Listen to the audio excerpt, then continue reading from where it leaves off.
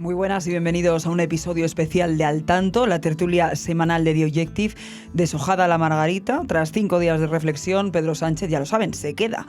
Vamos a analizar hoy su decisión con Álvaro Nieto y también el mensaje que ha lanzado, esa idea de regeneración democrática, apuntando directamente a los medios de comunicación y también al mundo judicial. Pulsaremos también con Ketty Garat el sentir del socialismo tras un fin de semana de aclamación al líder. Paloma Cervilla, por su parte, nos va a contar cómo ha sentado la decisión al Partido Popular y Luca Costantini nos va a dar todas las claves del ambiente en Sumar. Por último, analizamos con Fernando Cano cómo ha digerido el mundo económico estos días. Arrancamos.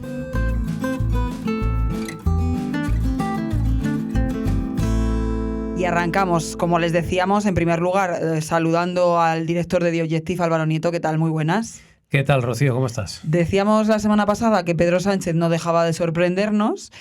He de decir que no sé si a ti te ha sorprendido mucho porque eres de los que venían a más o menos decir lo que finalmente ha ocurrido, pero cuéntanos, porque hay más. Al final la comparecencia de Pedro Sánchez ha dado para mucho.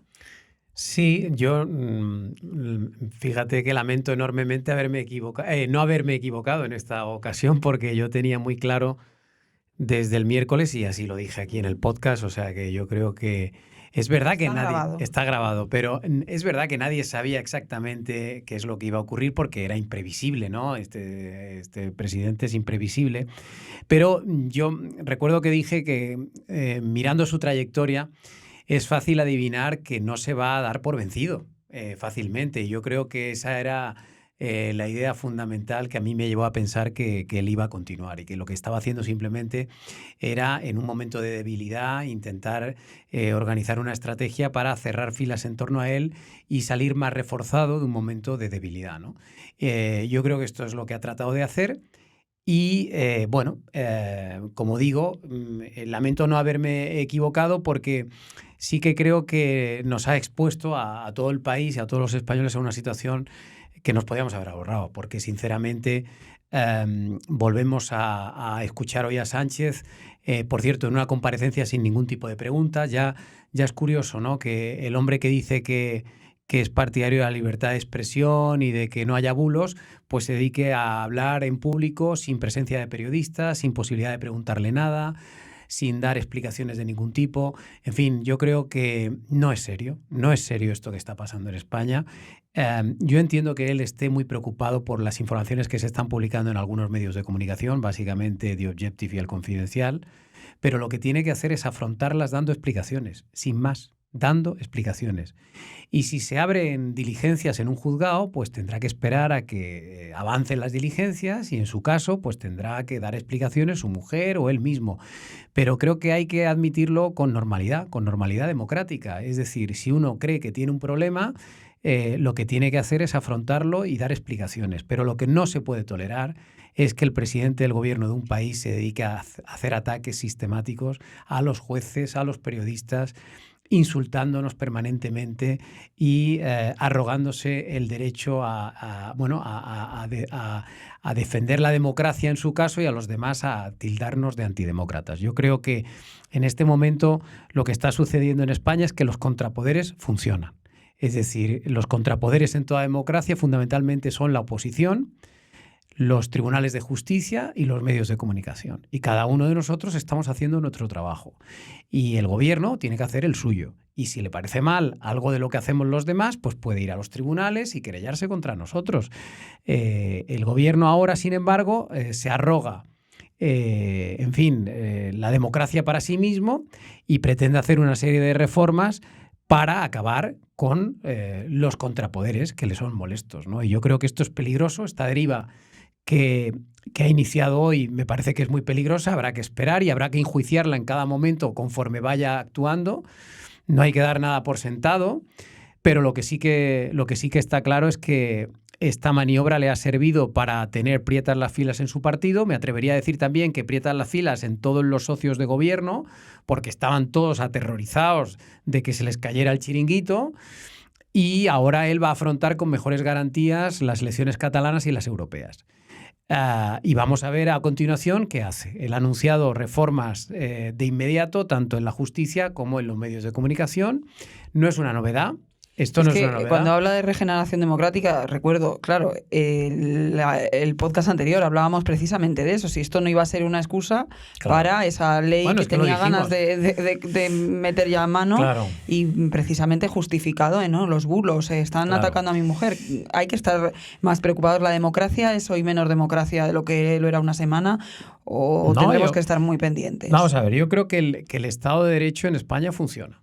El Estado de Derecho funciona y eso significa que hay una separación de poderes. Es verdad que ha estado muy amenazada durante los últimos años porque este gobierno ha tenido unas tentaciones de invadirlo todo tremendas, ha invadido todas las instituciones prácticamente del Estado. Lo que pasa es que en estos 5 años a Sánchez se le han escapado de su control unos cuantos jueces y unos cuantos periodistas. Y yo creo que está aprovechando ahora la excusa de todo esto para dar el asalto definitivo a esos jueces que se le resisten y a esos periodistas que se le resisten. ¿Cómo lo va a hacer? Bueno, pues tiene pinta de que en el tema judicial va a emprender algún tipo de reforma legislativa que le permita controlar el Consejo General del Poder Judicial sin necesidad de pactarlo con el Partido Popular. Eso se puede hacer legalmente si lo aprueba en el Congreso. Como tiene la mayoría, supongo que sus socios se lo aprobarán gustosamente y así podrá terminar de controlar el Poder Judicial sin que el Partido Popular pueda intervenir en su reforma. Gracias al control del Poder Judicial, él podrá controlar luego los nombramientos de los tribunales que haya que ir renovando, ¿no?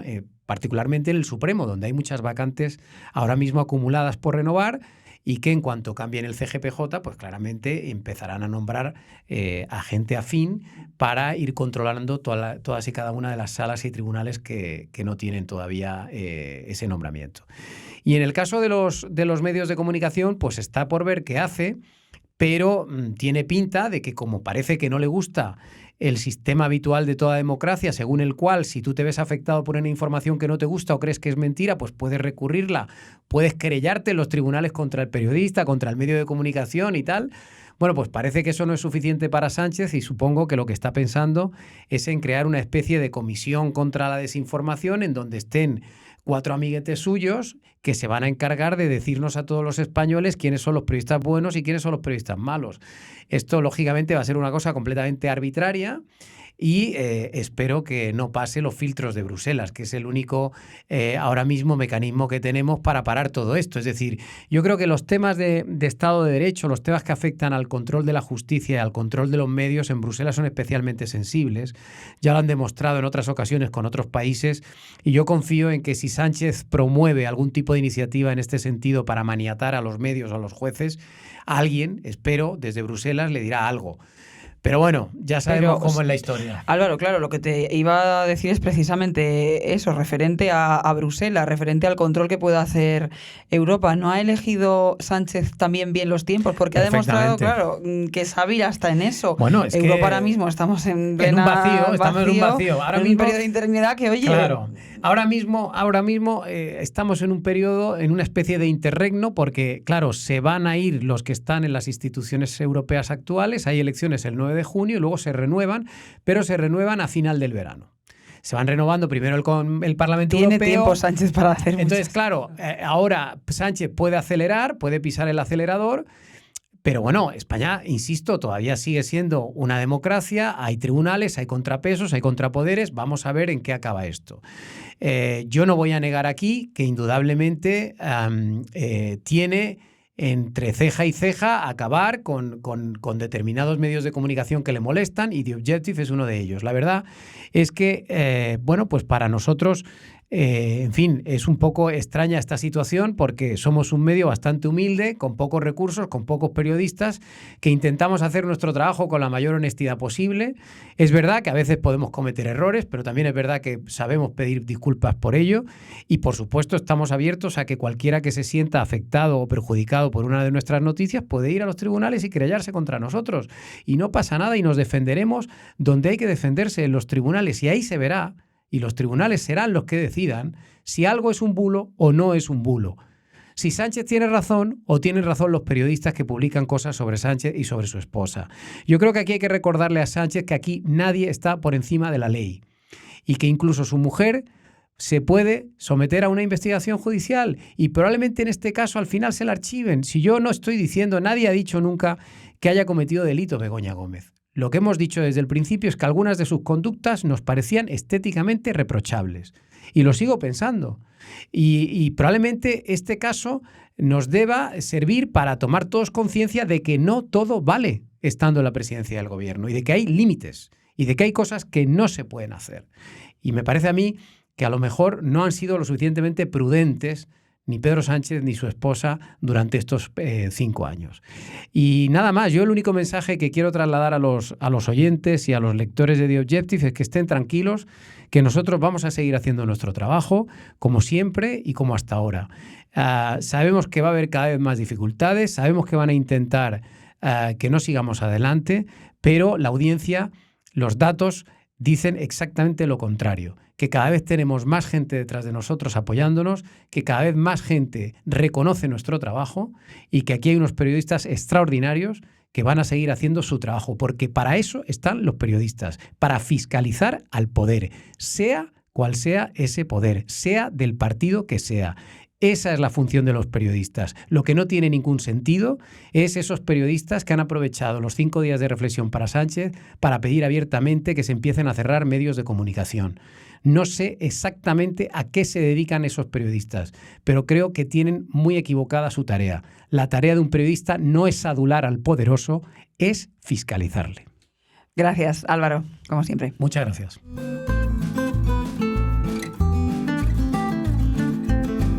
Saludamos ya a Ketty Garat. Ketty, compañera, muy buenas. ¿Qué tal? ¿Cómo estás, Rocío? Pues pulsando un poco cómo está el sentir en el socialismo. Queríamos hablar contigo, Ketty, cómo se han tomado la decisión de Pedro Sánchez tras estos 5 días de reflexión y tras un fin de semana pues de aclamación, ¿no?, al líder. ¿Cómo están los ánimos en Ferraz? Bueno, yo ahora, sin centrarnos en el aspecto cuantitativo, pero yo sí que vería 2 bloques, ¿no?, en el seno del PSOE. De un lado, creo que sí sería más mayoritario, la euforia de los más partidarios al presidente y secretario general del PSOE, ¿no?, los más sanchistas.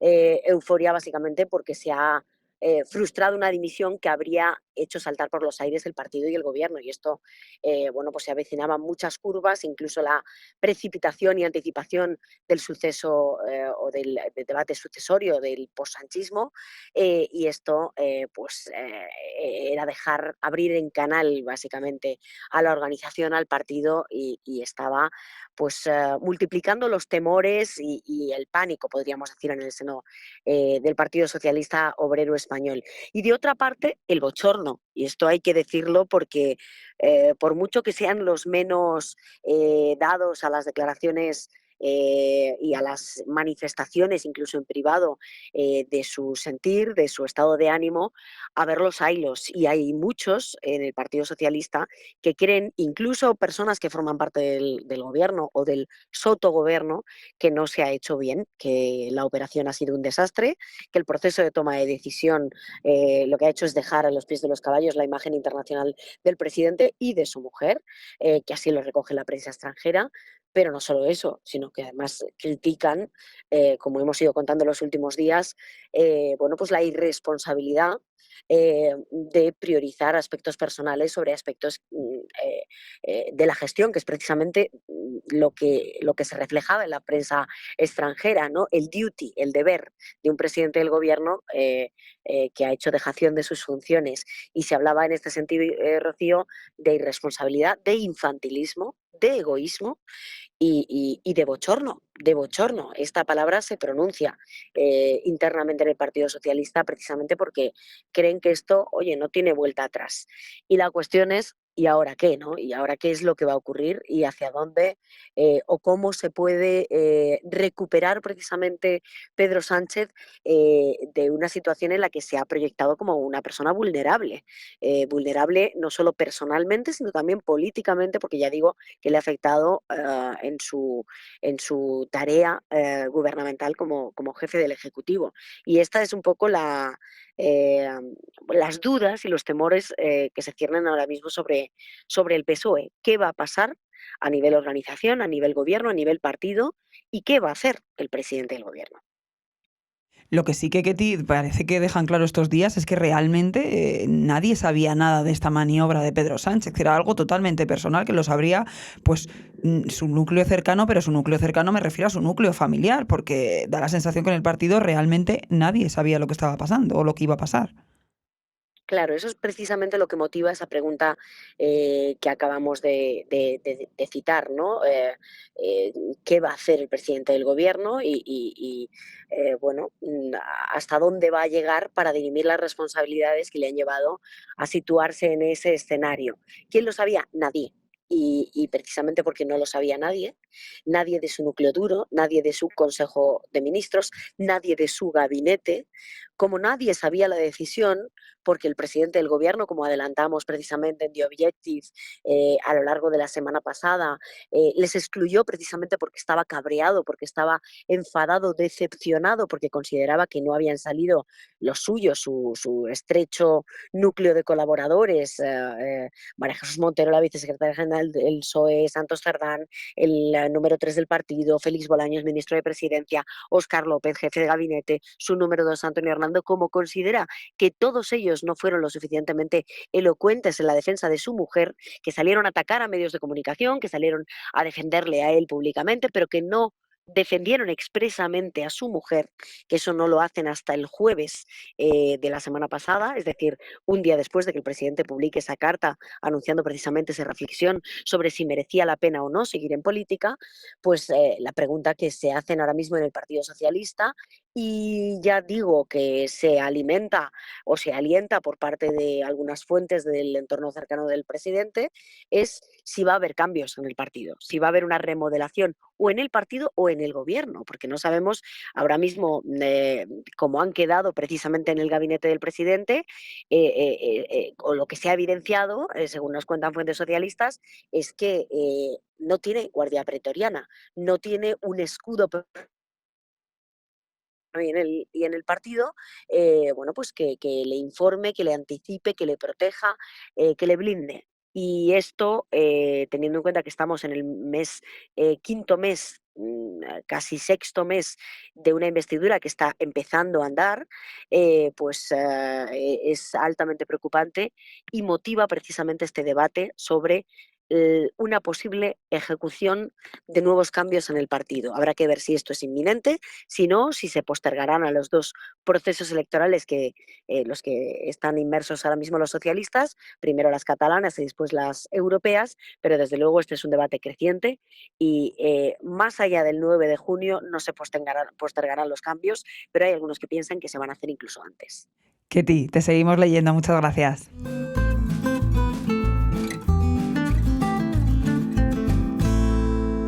Paloma Cervilla, muy buenas. Hola, ¿qué tal, Rocío? Buenas tardes. Pues lo decíamos hace un rato con Álvaro, a él no le ha sorprendido después de estos 5 días de reflexión. Es verdad que él había comentado ya también en este podcast que él pensaba que Sánchez no iba a dimitir. En el Partido Popular, más de lo mismo. Feijóo, pues bueno, un poco la línea que venía defendiendo todos estos días, desde el anuncio el miércoles pasado de Pedro Sánchez, venía a decir que esto era una estrategia más y que Sánchez seguiría al frente del gobierno el lunes, y así ha sido. ¿Cómo han vivido el día de hoy el Partido Popular? Bueno, el Partido Popular, como tú bien dices, no tenía casi ninguna duda de que Pedro Sánchez no se iba a ir. Yo creo que esta mañana sí ha habido en algunos dirigentes del Partido Popular una pequeña duda cuando se fue a visitar al rey, porque claro, en esta performance que ha hecho Pedro Sánchez ha incluido también al rey. El hecho de ir a ver al rey es un caso significativo, es un hecho significativo, porque tú vas a ver al rey para dimitir o para el nombramiento de nuevos ministros, no va para comunicarle algo, que no te... Claro, para un anuncio, no para decirle que no te va.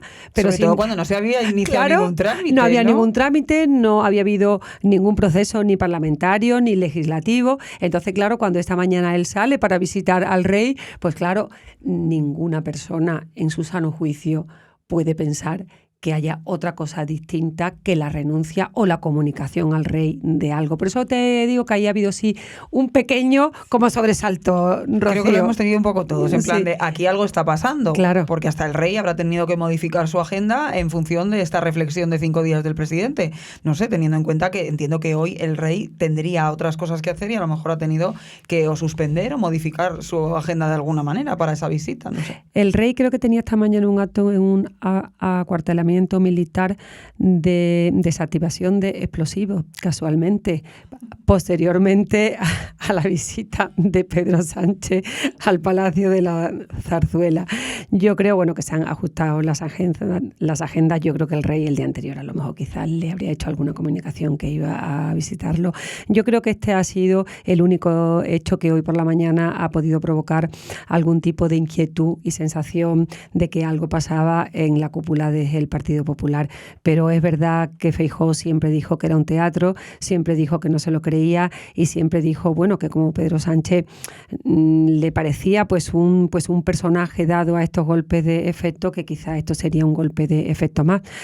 Por lo que hemos visto no se ha equivocado y bueno, Feijóo en la intervención que ha tenido esta mañana desde la sede del PP sí que ha mostrado su preocupación por el ridículo quizás internacional que considera que España ha hecho, sobre todo por las palabras que no sé si recuerdo, pero ha tildado de peligrosa o el discurso más peligroso que él ha escuchado del presidente Sánchez, porque es verdad que el presidente Sánchez ha hecho una llamada a la movilización y a la limpieza del fango, ha venido a decir, ha dado a entender que este es un país en el que la información se basa en los bulos y también ha dado a entender que en los jueces hay una intencionalidad pues de la política en sus sentencias. Yo creo que esos son los dos puntos principales en los que Feijóo ha puesto el énfasis y su preocupación en la posibilidad de que Sánchez pudiera querer hacer un cambio de régimen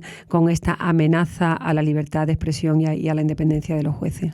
Y a partir de ahora, Paloma, ¿cuál va a ser la estrategia del Partido Popular? Porque es verdad que, como tú comentabas, al final estos 5 días de reflexión, esta decisión final, todo lo que ha ocurrido en estos días, la imagen que hemos dado como país al exterior o como presidente del gobierno, han sido de una debilidad extrema. Entonces, no sé si esto el Partido Popular lo va a utilizar de alguna manera como si esta debilidad imposibilitase a Sánchez a gobernar a futuro. ¿Cuál va a ser la estrategia los próximos meses del Partido Popular? Bueno, el Partido Popular lo tiene complicado más allá de una pataleta y del control en el Parlamento y en el Congreso, ¿no? Porque no tiene otra herramienta más que el control parlamentario en el Congreso y en el Senado, porque todo lo demás está en manos de los jueces, lo que afecta a la mujer del presidente y lo que afecta a la trama Coldo y a los ministros. En estos dos ámbitos el Partido Popular no puede hacer absolutamente nada. En el Congreso no puede hacer absolutamente nada con efectos prácticos porque la mayoría parlamentaria es de Pedro Sánchez con los independentistas, con lo cual cualquier iniciativa parlamentaria que plantee el Partido Popular será tumbada. Se irá al Senado, ganará, pero volverá al Congreso y será tumbada. Lo único es poner a Pedro Sánchez, ellos consideran, sobre el espejo de sus contradicciones, ante el espejo de los casos de corrupción presuntamente que puedan ir sacando y publicando los medios de información y sobre todo una defensa fuerte de la libertad de expresión y de la independencia de los jueces, que yo creo que son las dos cuestiones más graves que están ahora mismo amenazadas por Pedro Sánchez.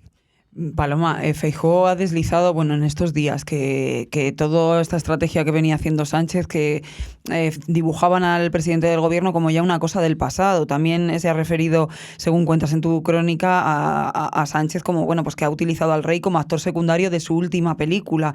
Última película. No sé si tiene alguna esperanza el Partido Popular de que la legislatura no llegue a término tras estos 5 días de reflexión y este impasse que ha sucedido o siguen pensando que la legislatura finalizará.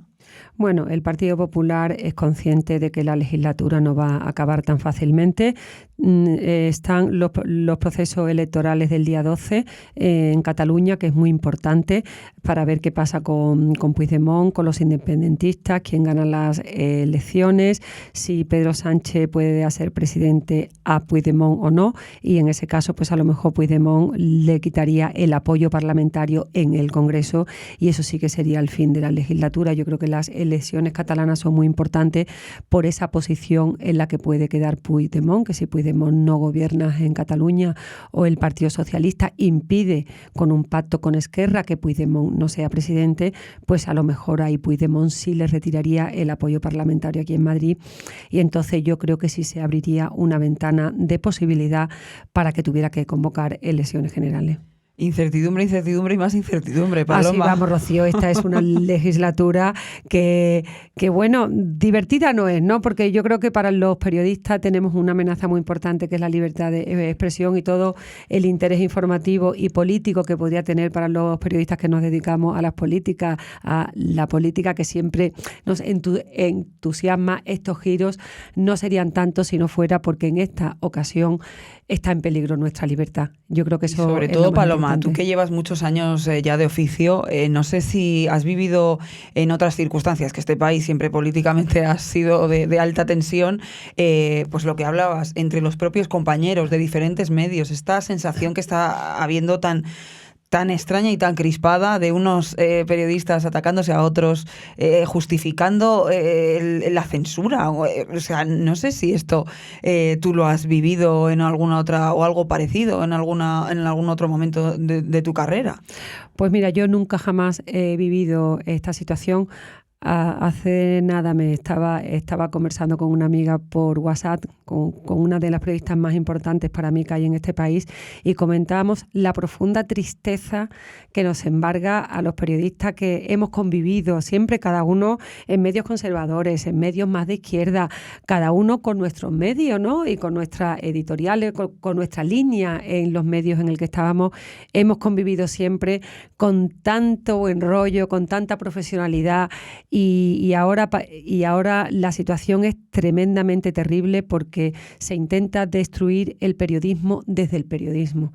Y yo creo que nunca hemos vivido esto porque siempre hemos tenido presiones, siempre nos han intentado quitar del área que estuviésemos en los periódicos. Pero ha sido cosa de los políticos con la prensa, pero es que ahora es desde el periodismo contra el periodismo y eso es una situación que yo, que tengo una cierta edad y he vivido, me produce mucha tristeza. Mucha experiencia tienes y por eso hay que también darnos cuenta de eso y escuchar, porque llevas muchos años trabajando en esto y no lo has vivido, no se ha percibido este clima de crispación entre nosotros. Yo el tiempo que llevo tampoco lo había vivido, entonces no sé si esto lo que hace que esta situación va a ir a más. Si al final Pedro Sánchez, que se le llena la boca diciendo no, es que se está polarizando, esto polariza más, esto nos va a generar más crispación porque el clima ya está empezando a ser un poco irrespirable en algunos sectores. Pues fíjate, en esta conversación que mantenía yo con esta periodista, buena amiga, le decía, ¿qué podemos hacer para frenar esto desde el periodismo? ¿Qué podemos hacer para que entre los compañeros no estemos como estamos? Lo que pasa que es verdad, Rocío, que hay una brecha generacional. Los mayores somos cada vez menos y cada vez más los que controlan, como quien dice, los cenáculos, es gente joven muy politizada. La gente que tenemos más edad no estamos tan politizada, cada uno tenemos nuestra ideología. Faltaría más, porque claro yo que siempre digo que un periodista no es una persona neutra, es un ser humano que tiene su ideología. Pero hemos convivido todo tan bien, cada uno ha sido tan enriquecedor que la gente que tiene un pensamiento más conservador esté con la gente más de izquierda. Hemos aprendido tanto unos de otros que ahora te da una profunda tristeza porque no se aprende, sino que se combate. Entonces, cuando en vez de haber diálogo hay combate, no puede salir nada bueno. Paloma, compañera, espero que volvamos a esos buenos tiempos en los que nos entendíamos todos y cada uno podía hacer su trabajo y no había esta sensación y esta crispación. Muchas gracias. Gracias, Rocío.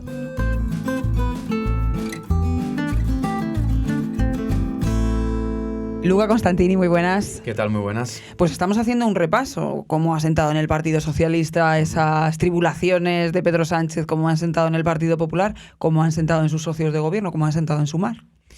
Bueno, yo creo que, todavía estamos en caliente, obviamente. Me da la sensación que, en Sumar yo creo que hay dos corrientes, ¿no? Digamos, dos lecturas. La primera, que me parece que es la dominante, la mayoritaria, que concluye que Sánchez sale reforzado o muy reforzado, esto es lo que dicen en el partido de Yolanda Díaz.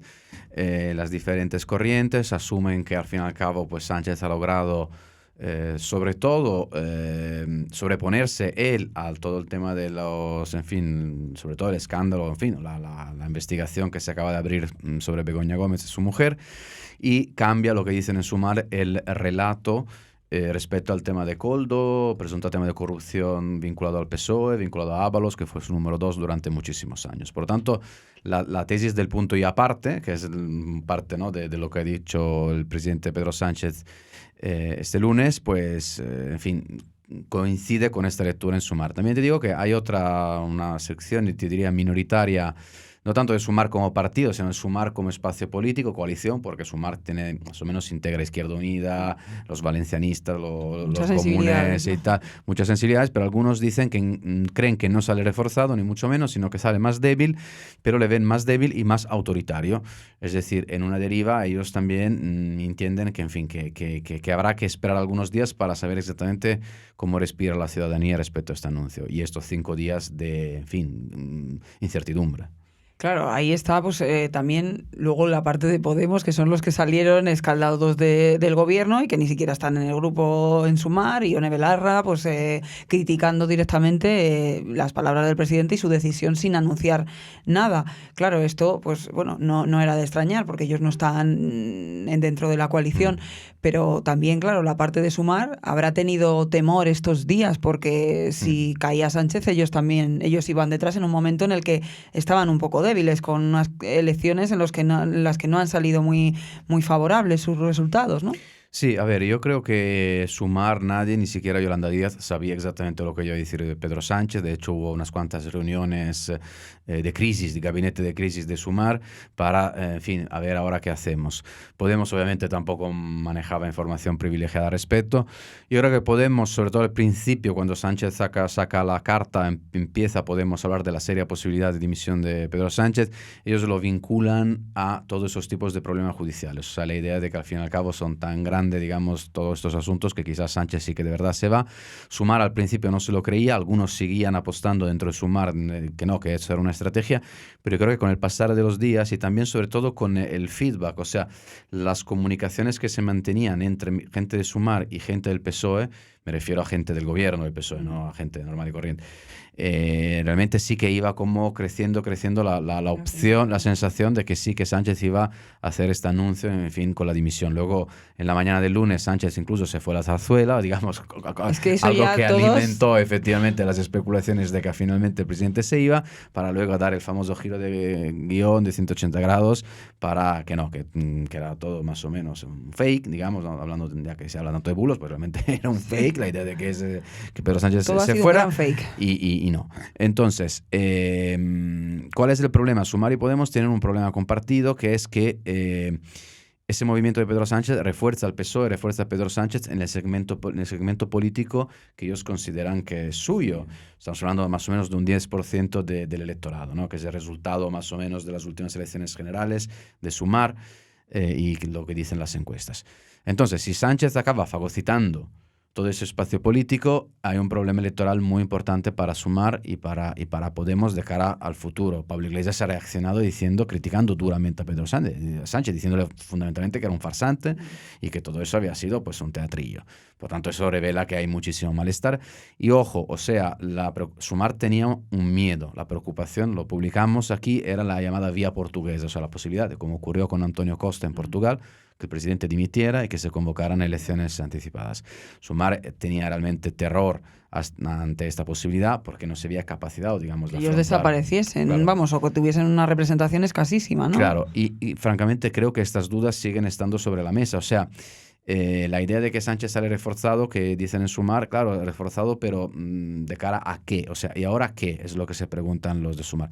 Sumar ahora está intentando remar de alguna manera como para, en fin, sumarse a este nuevo ciclo político. Paradigma, ¿no? Y No para sé. intentar forzar a Pedro Sánchez a tomar algún tipo de decisiones y medidas.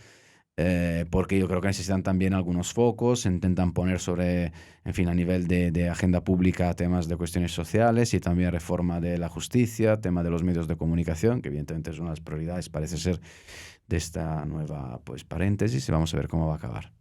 Además, bueno, vamos a ver cómo va a acabar, y es que la prueba y el examen lo van a tener dentro de poco. Hay elecciones europeas, hay elecciones catalanas. Veremos qué ha supuesto toda esta maniobra para Sumar, y si finalmente tiene algún tipo de perjuicio político para ellos, sobre todo en las europeas, ¿no? Que es donde parece que no...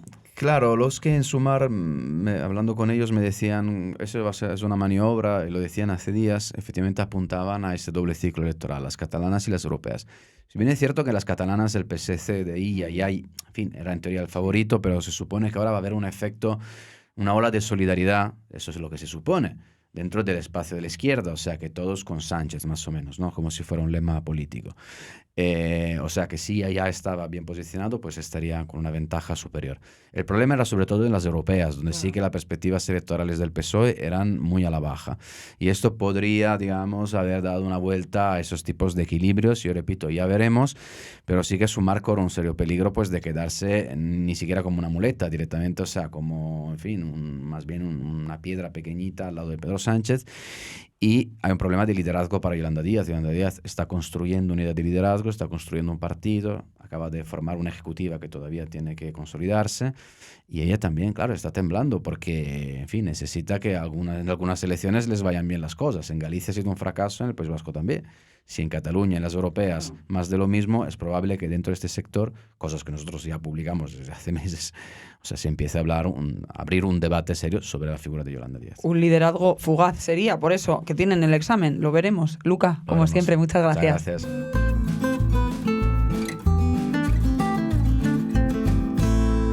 Fernando Cano, muy buenas. Buenas, Rocío. Pues bueno, llevamos en este especial al tanto la decisión de Sánchez, las tribulaciones de Sánchez, analizando un poco pues lo que ha sido el mensaje, esa decisión, también cómo es el sentir del Partido Socialista, cómo es el sentir del Partido Popular y cómo están en Sumar, pero también queremos pulsar pues cómo se encuentra el mundo económico, Cano, porque bueno, lo que hemos visto estos 5 días, en la prima de riesgo y en la bolsa, es que tampoco ha habido mucho movimiento, ¿no? No, bueno, la verdad es que como tú bien dices, desde que se anunciara el miércoles por la tarde, después del cierre de la bolsa, su decisión de tomarse 5 días de reflexión, pues el movimiento ha sido bastante mínimo. El jueves, cuando se produjo la primera cotización después del anuncio, pues la verdad es que el mercado cayó un 0,4, pero nada que ver con lo que decía Sánchez, sino que simplemente por el impacto en ese momento del dato de PIB de Estados Unidos, que fue menos elevado de lo que se esperaba. Al día siguiente, el viernes, pues subió un 0,9, con lo cual la suma de los 2 días se quedó en un más 0,4. Y el lunes siguiente, es decir, cuando se anunció que se queda, el movimiento nuevamente ha venido a ser prácticamente nulo. Es decir, en los 3 días de cotización de bolsa en que ha coincidido con este anuncio y con su ratificación, pues el movimiento ha sido levemente positivo. Es decir, no hay ninguna opinión de la bolsa respecto de lo de Sánchez, porque yo creo, y esto lo publicamos en The Objective en la semana pasada, que prácticamente ningún analista de mercado ni ninguna empresa creyó realmente que Sánchez fuese a dimitir. El único movimiento realmente relevante, si pudiera llamarse relevante, fue una cantidad de movimientos en bambalinas, tras bambalinas, de muchos fondos internacionales, de muchas empresas que llamaban a asesores españoles preguntándoles qué podía pasar. O sea, fue probablemente un día bastante duro para estos analistas, pero eso no se tradujo finalmente en ningún indicador ni ninguna intranquilidad. O sea, nadie dejó de hacer cosas, nadie dejó de comprar acciones y nadie paró el mundo económico para esperar Sánchez. De hecho, el mundo económico creo que fue bastante más cauto y bastante menos crédulo que muchos partidos políticos o que muchos analistas políticos que sí que en sus análisis descontaban que podía pasar realmente algo. ese algo nunca finalmente se demostró que no pasó, y el mundo económico lo anticipó prácticamente desde el primer momento. El dinero parece que en todo va un poco por delante. Además, el dinero con la incertidumbre funciona. Hay mucho movimiento, es muy temeroso. Lo que pasa es que realmente no hubo incertidumbre, claro, porque la incertidumbre es cuando tú anuncias algo. Claro. Y Sánchez no anunció nada, realmente anunció que se iba a pensar si se iba o se quedaba. Creo que ni siquiera llegó a decir en la carta que la palabra dimisión no estuvo planteada ni plasmada en ningún momento de la carta. Si merece la pena seguir. Era, ¿no? Sí, bueno, claro, es un poco telenovelesco, pero claro, el dinero se mueve por decisiones reales y esa decisión real, como no se produjo nunca, probablemente si hubiese dicho que se dimitía este lunes, quizás hubiese pasado algo, pero es que ni eso, con lo cual estuvo absolutamente tranquilo. De hecho, tú también lo comentabas, la prima de riesgo está en 77 puntos, que es el más bajo en mucho tiempo, lo cual demuestra, pues en primer lugar, como te decía, que Sánchez realmente nadie en el mundo económico llegó a creerse su dimisión, pero además de la solidez de la ya no economía española que también, sino que de la estructura económica española, que es capaz de seguir adelante más allá de puntuales hechos políticos. Lo hemos visto en la sucesión de elecciones que hemos tenido, en que el miedo ha sido más por quién ganaba o dejaba de ganar las elecciones que por realmente que se sucedieran las elecciones, y la serie de vaivenes políticos que se han producido en los últimos 5 años. La economía, más o menos, exceptuando el COVID, se ha mantenido de manera regular y ha demostrado una solidez, repito, no una solidez por crecer mucho o crecer menos, sino con una solidez económica en que los inversores internacionales y los analistas creen que España, más allá de los vaivenes políticos, puede seguir adelante y no comporta grandes crisis. Es decir, aquí no hay guerras, aquí no hay estallidos sociales graves que puedan hacer tambalear las estructuras y los cimientos económicos. El mundo económico, como está diciendo, descontó mucho antes que no iba a suceder nada diferente o que la política económica de este país no iba a cambiar demasiado desde el lunes. Así ha sido, no va a dimitir Sánchez, y además en su discurso, bueno, pues Sánchez se ha centrado, lo venimos comentando, en varias cuestiones, pero principalmente esa renovación o regeneración democrática ha ido dirigida más al mundo de la prensa y también al mundo judicial. Y en esto, Cano, te pregunto, porque comentabas que sí que había habido en ese primer día, en ese miércoles, con el anuncio de esa carta, dudas, ¿no?, de algunos inversores internacionales preguntando, oye, ¿qué va a pasar? Y a partir de ahora, ¿crees que esas dudas, o te llega que esas dudas puedan continuar, o como no ha cambiado nada, a pesar de las cuestiones que ha indicado Sánchez que o ha deslizado que pueden cambiar en este país, las próximas medidas que pueda haber, ¿crees que puede haber alguna duda, algún cambio en el mundo financiero y de fondos internacionales? Bueno, lo que yo creo y lo que hemos hablado con mucha gente en estos últimos días, y en particular el día o las pocas horas que se han sucedido después de que se ha confirmado que Sánchez se mantiene, es básicamente Sánchez. Yo creo que hemos venido contando en The Objective los últimos meses y los últimos años que el mundo económico, el mundo empresarial y el mundo inversor, pues quizás no está del todo contento con las decisiones de Pedro Sánchez. Al final no tiene que ver con la persona, por mucho que Pedro Sánchez quiera simbolizarse él como el gran garante de la democracia, el gran garante de la estabilidad española, no tiene que ver con las personas, tiene que ver con los actos, y los actos de este gobierno de coalición pues han ido un poco contrarios a la empresa en los últimos meses y en los últimos años. Particularmente a raíz del estallido de la guerra de Ucrania se han tomado una serie de medidas proteccionistas, se han tomado una serie de decisiones para ingerir en las instituciones económicas y más recientemente para intentar tener algún tipo de presencia en empresas cotizadas y empresas privadas. Eso va a seguir. Y eso no es una buena noticia para los inversores ni para los empresarios. Seguir intentando tomar el control de las... No tomar el control, pero sí seguir queriendo tener una participación en empresas cotizadas. En principio no es una buena noticia, no es algo que guste mucho a los inversores. Y intentar seguir acaparando todas las terminales económicas, pues tampoco es una buena noticia.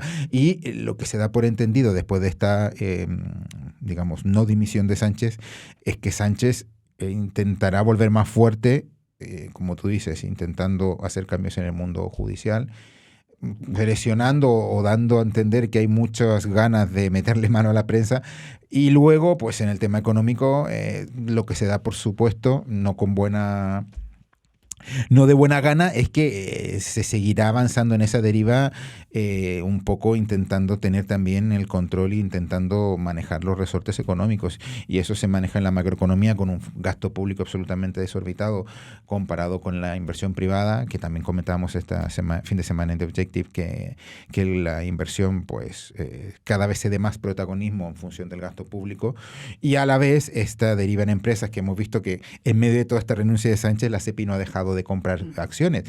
Sánchez anuncia el miércoles que se va, y el viernes la SEPI anunciaba que ya tenía un 6,2% en Telefónica.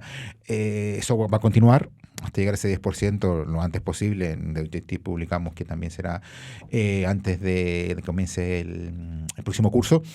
Y veremos si luego en otras empresas también intentan hacer lo mismo. En principio, la idea es intentar tener una pequeña participación en todas las grandes empresas, sobre todo energéticas, y en el caso de Naturgy, pues será su primera prueba de fuego, si es que, recordemos, esa operación se llega a manifestar y a concretar, cosa que de momento no está asegurada. Cano, muchísimas gracias por las claves económicas. Muchas gracias, Rocío.